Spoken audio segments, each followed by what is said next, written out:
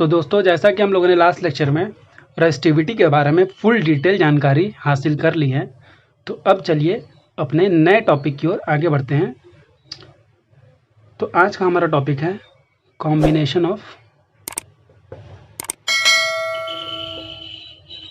Resistance,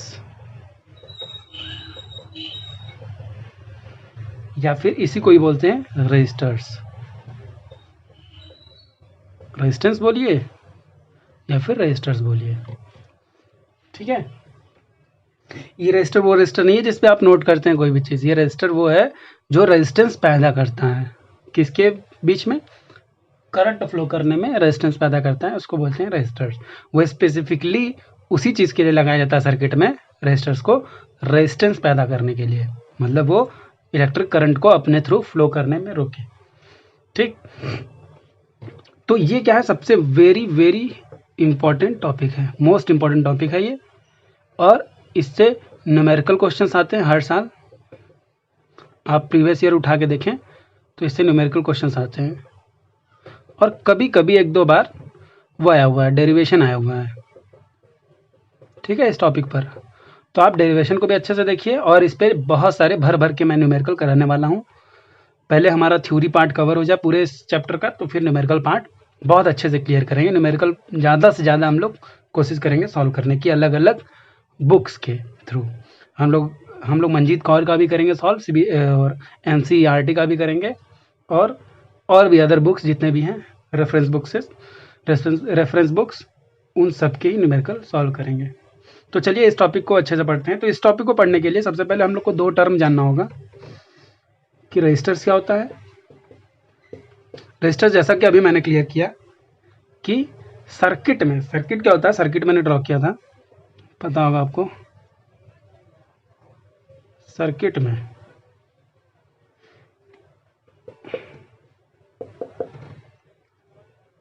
ठीक है, तो ये जो है ये है रजिस्टर।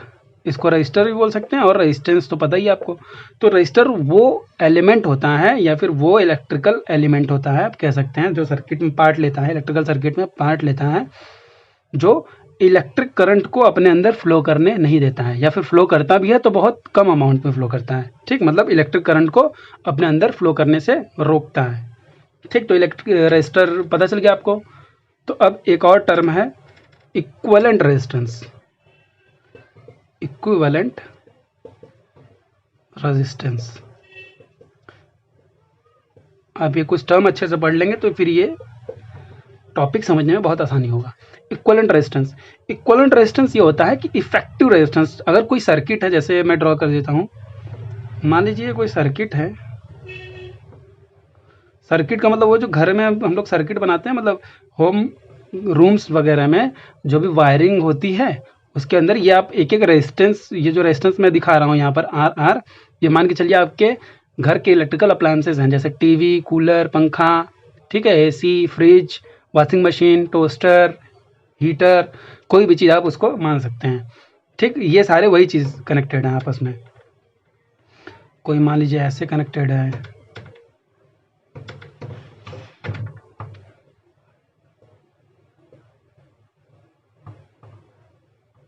ठीक है। ये R1 हो गया, R2 हो गया, R3 हो गया, R4 हो गया, R5 हो गया, मतलब 5 रेजिस्टेंस कनेक्टेड है। वो अलग अलग कॉम्बिनेशन में कनेक्टेड है। वो मैं भी अभी डिस्कस करेंगे, कॉम्बिनेशन ही पढ़ना हम लोग को अभी। तो अलग अलग कॉम्बिनेशन में ये सब कनेक्टेड हैं आपस में। तो इन सब का, ये जो इतने पांचों रेजिस्टेंस हैं, ठीक, इन पांचों रेजिस्टेंस का टोटल इफेक्ट क्या होगा इस पूरे सर्किट में, वो होता है इक्विवेलेंट रेजिस्टेंस। और इसको दिखाते हैं REQ से, ठीक। REQ से दिखा सकते हैं, या फिर R इफेक्टिव से, ठीक। R होगा कैपिटल में, और EFF क्या होगा स्मॉल में, या फिर इसको कह सकते हैं सफिक्स में, ठीक। EQ होगा सफिक्स में। तो इस टोटल जितने भी रेजिस्टेंसेस लगे होंगे सर्किट में, चाहे जितने वो इनफाइनाइट नंबर ऑफ रेजिस्टेंस अगर लगे हुए हैं, ठीक, किसी भी सर्किट में, तो उन सब का टोटल इफेक्ट जो पूरे सर्किट पर पड़ेगा, टोटल इफेक्ट, ठीक है। अब एक एक का कैलकुलेट करने हम लोग नहीं चलेंगे, एक एक का तो अलग अलग पता ही रहेगा हम लोग को। मान लीजिए 2 ओम है, ये 5 ओम है, ये 6 ओम है, ये है 3 ओम, ये भी है, ये 1 ओम है, ठीक। तो इन सब का अलग अलग तो पता है हमको, लेकिन इन सब का अलग अलग का कंबाइन जब कर दिए इन सबको, फिर इन सब का पूरा टोटल इफेक्ट जो पूरे सर्किट पर पड़ेगा, मतलब टोटल रेजिस्टेंस जो हम लोग निकालेंगे वही होगा क्या हमारा इक्विवेलेंट रेजिस्टेंस या फिर इफेक्टिव रेजिस्टेंस। ठीक, ये पूरे सर्किट को रिप्रेजेंट करेगा कि पूरे सर्किट में कितना टोटल रेजिस्टेंस है। ठीक, ये दो टर्म आपको समझ में आ गया। एक और टर्म आता है जिसको बोलते हैं लोड। लोड कुछ नहीं है, वही रेजिस्टेंस ही है। ठीक, ये न्यूमेरिकल में ज़्यादातर यूज होता है। न्यूमेरिकल में बोल रहा है कि एक लोड, 3-4 लोड्स हैं वो आपस में कनेक्टेड है सीरीज या फिर पैरेलल में, वो अभी मैं बताऊंगा क्या चीज़ है। तो लोड आप समझेंगे क्या, जहां पर भी लोड लिखा रहेगा आप समझ लेंगे क्या है, रेजिस्टेंस। ठीक है, तो load is equivalent to resistance. तो क्या क्या हो गया, resistors equivalence to load equivalence to resistance.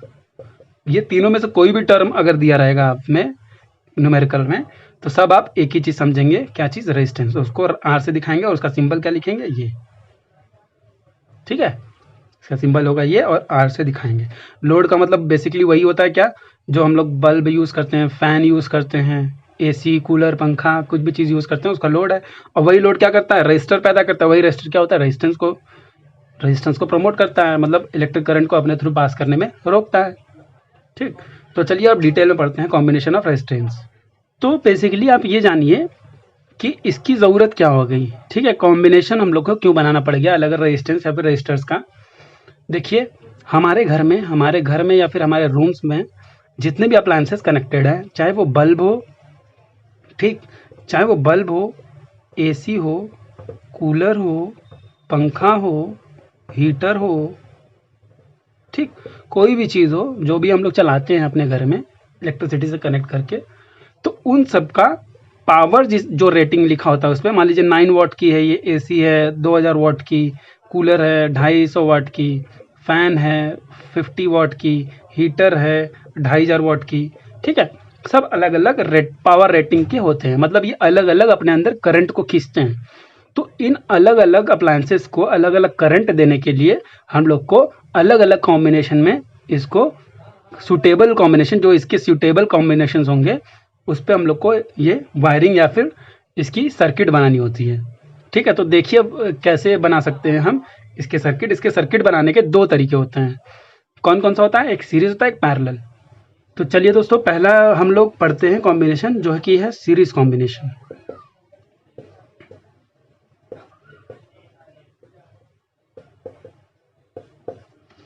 Series में क्या होता है कि सीरीज क्यों यूज करते हैं, हम पहले ये जान लेते हैं। सीरीज हम इसलिए यूज करते हैं जब हमको whenever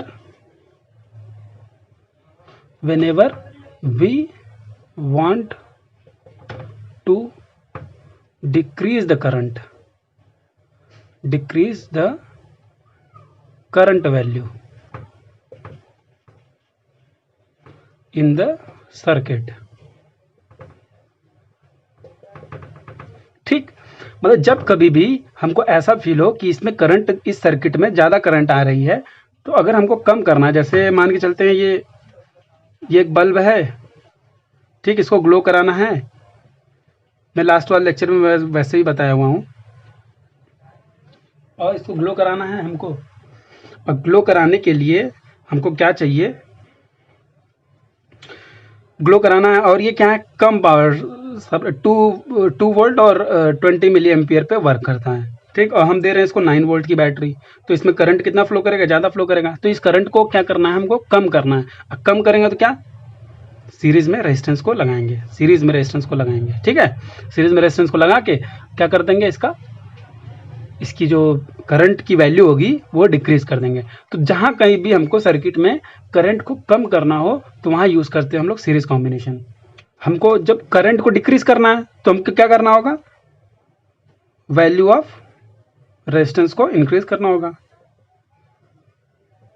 ठीक, तो जहां कहीं भी, तो अदर टर्म में क्या कह सकते हैं हम लोग कि जहां भी हमको रेजिस्टेंस ज़्यादा लगाना होगा, ठीक, रेजिस्टेंस की वैल्यू हमको ज़्यादा चाहिए होगी, ठीक, तो वहां हम कौन सा वैल्यू यूज़ करेंगे, मतलब कौन सा कॉम्बिनेशन यूज़ करेंगे, सीरीज कॉम्बिनेशन। ठीक है, अगर ज़्यादा हमको रेजिस्टेंस की ज़रूरत होगी तो फिर ऑब्वियस सी बात है हमको करंट भी क्या कम चाहिए होगा, तो फिर हम कौन सा उस टाइम पे यूज़ करेंगे कॉम्बिनेशन, सीरीज़ कॉम्बिनेशन। तो कोई भी कॉम्बिनेशन हम पहचानेंगे कैसे कि वो सीरीज़ में है, ठीक। तो देखिए कैसे पहचानते हैं, तो ये पहचानने का तरीका है कि व्हेन टू और मोर रेजिस्टेंसेस या फिर resistors are connected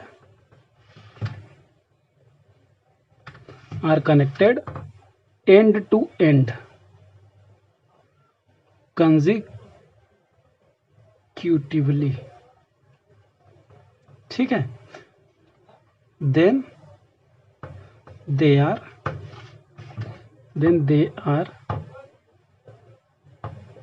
said to be in series combination।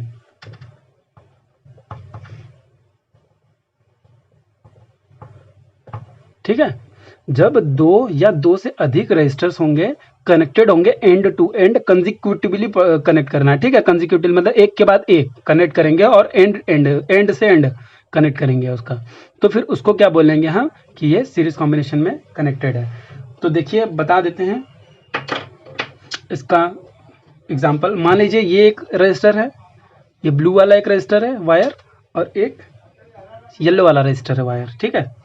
तो एंड टू एंड बोल रहा है, मान लीजिए एक रजिस्टर ये है, ठीक, इसका एंड कहाँ है, या तो ये है या तो ये है। मैं इस वाले एंड को कंसिडर करूँ तो इस वाले एंड का, और इसका भी दो एंड है, या तो एंड टू एंड मतलब इस वाले एंड से इसका एंड कनेक्ट कर दें, ठीक, ऐसे मिला दें उसको, ठीक है, ऐसे मिला दिए तो क्या हो गया, ये मान लीजिए इस वाले वायर का रेजिस्टेंस R1 है, इस वाले वायर का रेजिस्टेंस R2 है, फिर इसको कैसे ज्वाइन कर देंगे हम, एक पोटेंशियल डिफरेंस है, ठीक। तो इसके कहने का मतलब ये है व्हेन टू और मोर रेजिस्टर्स, इससे ज़्यादा भी ले सकते हैं, तो वो दूसरा वाला कहाँ लगाएंगे, या तो इस वाले एंड कनेक्ट करेंगे या तो इस वाले एंड। बार बार आप देखोगे जितने भी रेजिस्टर्स आप कनेक्ट करेंगे हमेशा इसके दो ही एंड मिलेंगे आपको, ठीक। इस टाइम पे कितने एंड हो गए, इसको इन दोनों को मिला के अब एक हो गया। अब इन दोनों को मिलाने के बाद अब कितने दो एंड होंगे, एक ये।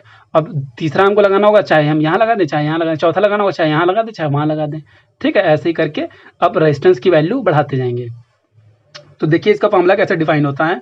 तो सबसे पहले इसकी सर्किट फॉर्म में बना लेते हैं कि कैसे बनेगा सर्किट इसका। देखिए हम मान लेते हैं कि ये एक रेजिस्टेंस है R1, ठीक, एक दूसरा रेजिस्टेंस मान लिए R2, एक तीसरा रेजिस्टेंस मान लिए R3, और ये सब कनेक्टेड है किससे, एक पावर सोर्स से, पोटेंशियल डिफरेंस क्रिएट करने के लिए एक पावर सोर्स है, या बैटरी, या फिर बैटरी लगा देते हैं हम,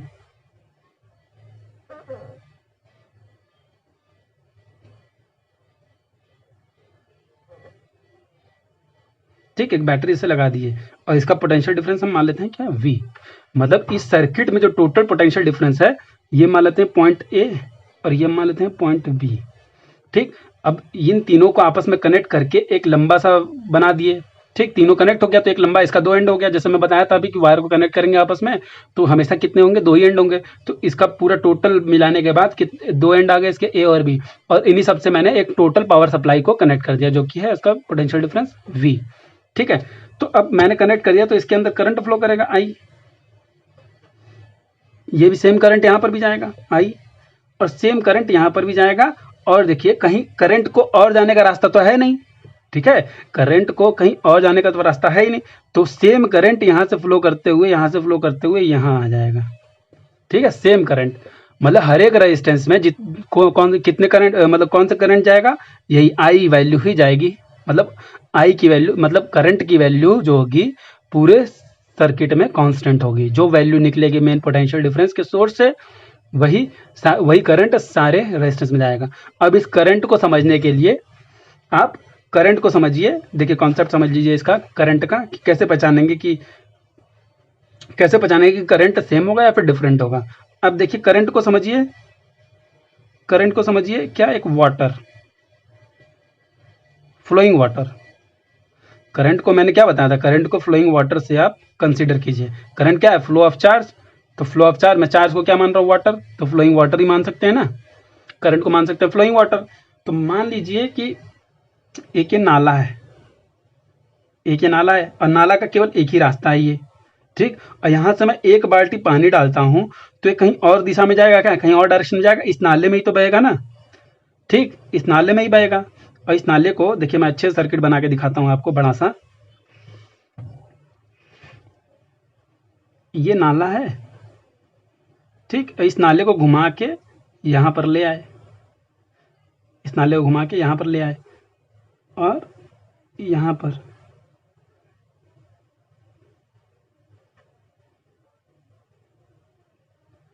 ठीक। ये एक ही नाला है, देखिए सब कनेक्टेड है। अब इसको समझिए पहले, फिर मैं उस पे जाता हूँ। अब देखिए एक बाल्टी पानी लाइए, यहाँ पर गिराइए। मान लीजिए कि इस टाइम पे हल्का सा इंक्लाइंड है कि ग्रेविटेशनल फोर्स के कारण मतलब पानी इसमें फ्लो करेगा। तो देखिए क्या होता है, यहाँ पर हम एक बाल्टी पानी गिराएंगे तो क्या करेगा, पानी यहाँ से घूमता हुआ, यहाँ से घूमता हुआ इसके अंदर जाएगा। इसमें से पानी क्या करेगा, यहाँ से फ्लो करता हुआ, यहाँ से फ्लो करता हुआ, सेम पानी, सेम ही पानी तो जाएगा, सेम पानी यहाँ से निकलते हुआ, यहाँ से निकलता हुआ, यहाँ से निकलता हुआ, यहाँ से निकलता हुआ यहाँ पर आ जाएगा, ठीक। सेम ही पानी आएगा। क्यों, क्योंकि इस पानी को फ्लो करने के लिए कोई दूसरा रास्ता नहीं है। मान लीजिए हम यहाँ पर तोड़ दिए, इस नाले को तोड़ के एक दूसरा नाला यहाँ से निकाल दिए, ठीक। तो कुछ पानी इसमें भी चला जाएगा, इस वाले नाले में भी, कुछ पानी यहाँ पर आ जाएगा, कुछ पानी यहाँ पर जाएगा, कुछ पानी यहाँ पर चला जाएगा, ठीक। लेकिन इस टाइम पे क्या है, इस टाइम पे एक ही नाला है और उसको रास्ता कहीं और से मिल नहीं रहा, तो इसी नाले में फ्लो करेगा, ठीक है। पानी के सहारे से आप समझ सकते हैं इस करंट को ही। अब जब इस करंट को इस पानी के सहारे कंपैरिजन करेंगे तो यहाँ से जो करंट निकला उसको रास्ता कहाँ मिल रहा है जाने का, जहाँ जहाँ रास्ता मिलेगा वहाँ जाएगा। तो यहाँ इसको यहाँ रास्ता मिला तो यहाँ गया, यही रास्ता हमको यहाँ मिल गया, यहाँ चला गया, यही रास्ता यहाँ मिला, यहाँ मिला, यहाँ मिला।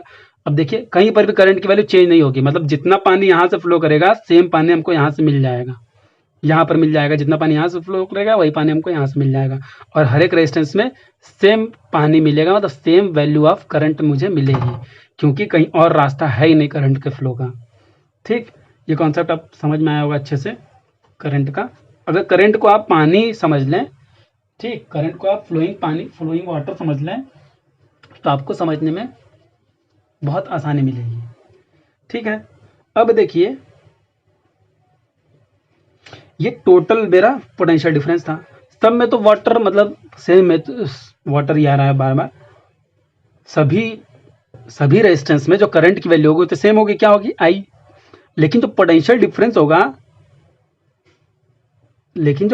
डिफरेंस होगा हर एक सर्किट का, मैंने तो मिलाया यहाँ इस और इस पॉइंट से, ठीक है, इस और इस पॉइंट से मैंने दिया इस पोटेंशियल डिफरेंस को।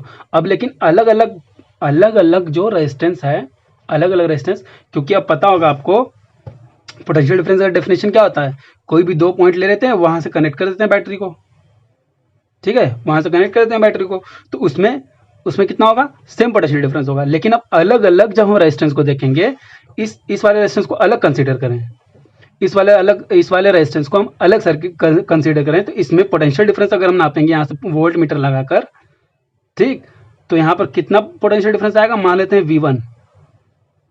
करंट तो सब में सेम जा रहा है, लेकिन पोटेंशियल डिफरेंस हर एक वाले कंडक्टर का या फिर हर एक वाले रेजिस्टेंस का अलग अलग होगा। और इस वाले का क्या होगा, मान लेते हैं इसका 2 पॉइंट ये है, इस वाले का होगा V2, ठीक है, और इस वाले का 2 पॉइंट हम यहाँ ले लेते हैं, इस वाले का V3 मान लेते हैं, ठीक। और आप जान रहे होंगे कि जो मेन सप्लाई में हम पोटेंशियल डिफरेंस दे रहे हैं या फिर वोल्टेज दे रहे हैं, ठीक है, वही क्या करेगा, इन तीनों में बढ़ जाएगा, कोई एक्स्ट्रा तो आएगा नहीं या फिर इसका कम तो होगा नहीं, ठीक है। तो ये जो पोटेंशियल डिफरेंस मान लीजिए हमने दिया इसको 250 वोल्ट, मैंने दे दिया 250 वोल्ट दे दिया, तो ये क्या होगा, तीनों में बढ़ जाएगा, तीनों में बढ़ जाएगा ये चीज, तीनों रेजिस्टेंस में बढ़ जाएगा, क्योंकि तीन ही अप्लायंसेस इस समय कनेक्टेड है ना सीरीज में, तो तीनों में क्या हो जाएगा, बढ़ जाएगा। बराबर बराबर बटे या फिर अलग अलग बटे, वो उसके पावर के हिसाब से होगा, उसके रेजिस्टेंस की वैल्यू के हिसाब से होगा। इसका रेजिस्टेंस अगर अधिक रहेगा तो इसमें ज़्यादा कंज्यूम हो जाएगा, इसका रेजिस्टेंस कम होगा तो इसमें कम कंज्यूम होगा, ठीक है। तो अलग अलग वीक वैल्यू हो जाएगा। लेकिन अब पूरा तीनों को जब सम करेंगे तो हमको कितना मिलना चाहिए, टोटल जितना हमने सप्लाई किया था उसके बराबर मिलना चाहिए। तो ठीक है, तो हमको क्या मिलता है, तो देखिए अब हमको क्या मिलता है यहाँ पर। अब V की वैल्यू क्या हो जाएगी, V की वैल्यू क्या हो जाएगी, तीनों का सम हो जाएगा। अभी मैंने बताया कि अगर इस 250 वोल्ट को तीनों में बट जाएगा आपस में, तो तीनों के वैल्यू के बराबर हो जाएगा। V की वैल्यू क्या हो जाएगी, V1 plus V2 plus V3। ठीक है, मान लीजिए अब इसको समझने के लिए आप आसान एग्जाम्पल, मान लीजिए आपको नहीं समझ में आया ये चीज़, ठीक है, तो इसको समझने के लिए एक एग्जाम्पल ले लेते हैं। जैसे मान लीजिए मेरे पास 3 स्टूडेंट्स हैं, ठीक, 3 स्टूडेंट्स हैं और मेरे पास है टॉफ़ी 15 टॉफ़ी है, मेरे पास 15 टॉफ़ी है। अब मैं 15 टॉफ़ी को मैं खुद खाऊंगा नहीं, और या फिर मैं फेंकूंगा भी नहीं, तो मैं तीनों को बांट दूंगा ना अलग अलग। मान लीजिए 3 बच्चे हैं,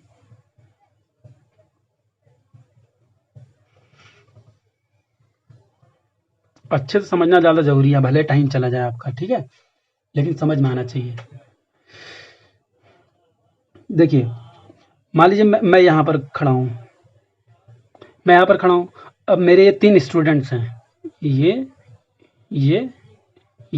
और मेरे पास है 50 टॉफ़ी, ठीक है, मेरे पास है 50 टॉफ़ी और मुझे बांटना है इस 50 टॉफ़ी को, सब में तीनों में बांटना है, चाहे मैं इक्वल बांटूं चाहे सबको अलग अलग बांटूं, वो मेरे ऊपर है।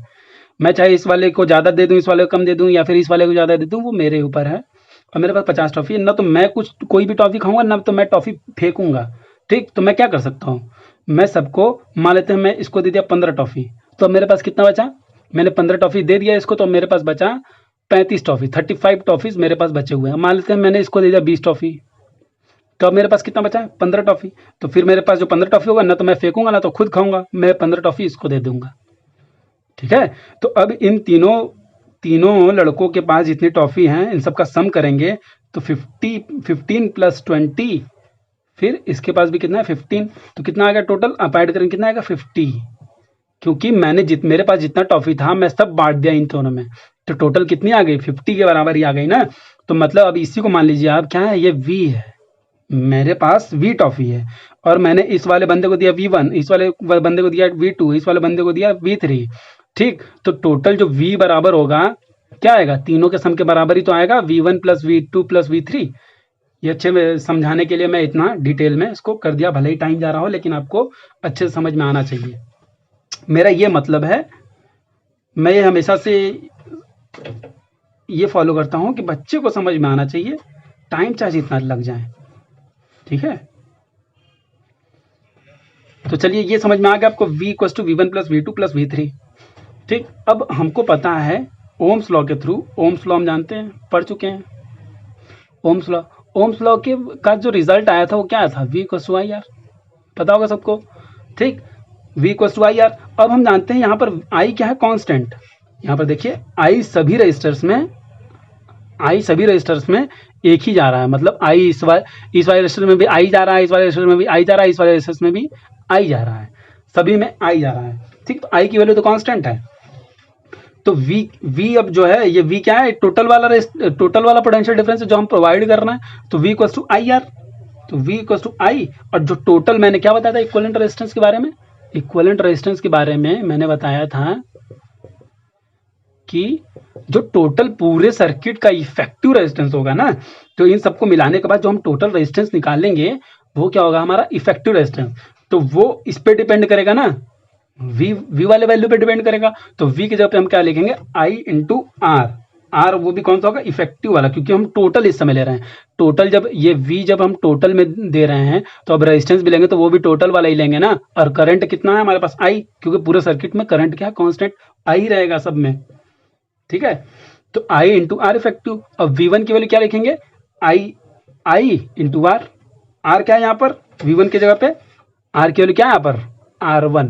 V1 वाले में इसमें कितना करंट फ्लो कर रहा है, देखिए अब कैसे निकालना है आपको, समझिए। V1 इक्वल्स टू IR हमको पता है ओम्स लॉ के थ्रू, तो V1 इक्वल्स टू क्या होगा, जितना इस वाले रेजिस्टेंस का जितना हम पोटेंशियल डिफरेंस दे रहे हैं उसकी कितने इक्वल होगा, जितना इसके अंदर करंट फ्लो कर रहा है इनटू जितना इसका रेजिस्टेंस है। तो V1 इक्वल्स टू क्या होगा, इसमें कितना करंट फ्लो कर रहा है I, और इसका रेजिस्टेंस कितना R1, तो IR1। सिमिलरली V2 के लिए क्या होगा, IR2, और V3 के लिए IR3, ठीक। इतना डिटेल में आपको समझाने वाला नहीं मिलेगा कोई। तो अगर IR इफेक्टिव, ये तो ऐसे ही रहेगा, ये इनटू है बीच में डॉट, ठीक। अब यहाँ देखिए I इसमें भी, तो I को कॉमन ले सकते हैं हम, तो यहाँ क्या बचा R1 plus R2 plus R3। ठीक, अब आई यहाँ पर भी कट गया, तो R इफेक्टिव की वैल्यू क्या आ गई? R इफेक्टिव की वैल्यू आ गई R1 plus R2 plus R3। ठीक, मेन यही आपको लर्न करना है लास्ट में। यही वैल्यू क्या आ गई? R इफेक्टिव की। तो मतलब अब ये वाला इक्वेशन ये हमें क्या बताता है कि हमको अगर कोई भी सीरीज कॉम्बिनेशन दिया हो क्वेश्चन में, तो अगर हमको पूरे इफेक्टिव रेजिस्टेंस निकालना हो, पूरे सर्किट का इफेक्टिव रेजिस्टेंस निकालना हो, तो क्या करेंगे? इंडिविजुअल का सम कर देंगे। देखिए यहाँ पर रिजल्ट क्या आता है? R1 plus R2 plus R3। तो इस वाले का रेजिस्टेंस कितना? R1, इस वाले रेजिस्टेंस R2, इस वाले रेजिस्टेंस R3। तो अगर सीरीज में दिया हो, सीरीज कॉम्बिनेशन में सर्किट दिया हो, तो सभी को ऐड कर देंगे, सभी रेजिस्टेंस जितना भी है सबको अलग अलग ऐड कर देंगे, तो वही क्या हो जाएगा? हमारा इफेक्टिव रेजिस्टेंस। अगर हम यही मान लेते हैं कि रेजिस्टेंस की संख्या n है, मतलब नंबर ऑफ रेजिस्टेंस अगर n हो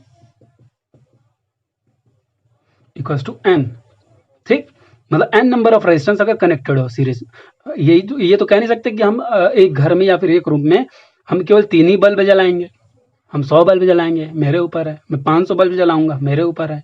ठीक, तो कितने नंबर ऑफ रेजिस्टेंस हैं, तो उनके लिए क्या आएगा? R इफेक्टिव इक्वल्स टू क्या आएगा? R1 plus R2 plus R3 plus R4 plus dot dot dot, जितना nth वाला जो होगा, जो जितना भी लास्ट वाला होगा उसका Rn, उसका भी रेजिस्टेंस को ऐड कर देंगे। मतलब जितने भी सारे अप्लायंसेस होंगे सबका रेजिस्टेंस क्या कर देंगे? ऐड, अगर वो सीरीज कॉम्बिनेशन में हो तब। ठीक है, उम्मीद करता हूँ आपको मैं अच्छे से समझा पाया हूँगा। इसमें कुछ नोट लिख लेते हैं हम लोग, या आप नोट कर लीजिएगा इसको अच्छे से कहीं पर रजिस्टर में, अगर जहाँ पर भी आप नोट्स बना रहे हो, या फिर आप चलिए नोट्स भी नहीं बना रहे होंगे तो स्क्रीनशॉट ले लीजिएगा, मैं यहाँ पर नोट कर देता हूँ। नोट है पहला हमारा कि अगर सीरीज कॉम्बिनेशन हमने लिया है, सीरीज कॉम्बिनेशन कंसिडर किया, तो जो इक्विवेलेंट रेजिस्टेंस होगा ना, इक्विवेलेंट रेजिस्टेंस जो भी मैं निकालूंगा, इक्विवेलेंट रेजिस्टेंस या फिर इफेक्टिव रेजिस्टेंस जो भी मैं निकालूंगा, वो हमेशा क्या होगा? ग्रेटर होगा किससे? Greatest resistance of the circuit से, ऑफ द सर्किट। इसका मतलब मैं समझा देता हूं अभी। ये कहना क्या चाह रहा है कि जितना भी आप पूरा सर्किट का इक्विवेलेंट रेजिस्टेंस तो निकाल लिए, मतलब टोटल जो इफेक्टिव आया, और वो हमेशा क्या होगा? बड़ा होगा किससे? जो ग्रेटेस्ट रेजिस्टेंस, मतलब उस वाले सर्किट में जिसका भी सबसे ज्यादा रेजिस्टेंस होगा, ठीक, उस वाले से भी ये इक्विवेलेंट रेजिस्टेंस अधिक होगा। तो इसको एग्जांपल थ्रू समझ लेते हैं। मान लीजिए ये है 4 रेजिस्टेंस को मैंने कनेक्ट कर दिया सीरीज में, ऐसे बैटरी लगा दिया मैंने एक। ठीक, यह है, मान लेते हैं 2 ओम का रेजिस्टर, 5 ओम, 3 ओम, 1 ओम। ठीक है, अब मैं इसका R इफेक्टिव निकालूंगा, अगर R इफेक्टिव या फिर R इक्विवेलेंट क्या होगा? सबका अलग अलग रेजिस्टेंस का सम। तो सबका कितना? 2 प्लस 5 प्लस 3 प्लस 1, तो कितना आ गया? 5 2 7 3 10 एंड 1 11, तो कितना आ गया? 11 ओम। और इस वाले सर्किट में जो हाईएस्ट मतलब ग्रेटेस्ट वाला जो रेजिस्टेंस है वो कितना है? 5 ओम। तो देखिए 11 ओम क्या है? Equivalent resistance. तो इक्विवेलेंट रेजिस्टेंस ग्रेटर है ना किससे? ग्रेटेस्ट वाले रेजिस्टेंस से।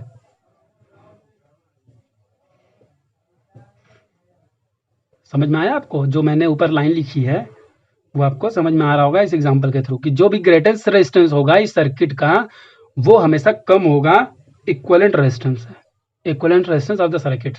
ठीक, और रेजिस्टेंस को सीरीज में कनेक्ट करने का मतलब ये होता है, आप इससे कंपैरिजन कर सकते हैं, ये जो वायर है ना, वायर है, आप इसको भी रेजिस्टेंस कंसीडर कर सकते हैं, क्योंकि वायर के अंदर भी रेजिस्टिविटी होती है और रेजिस्टिविटी के कारण रेजिस्टेंस होगा।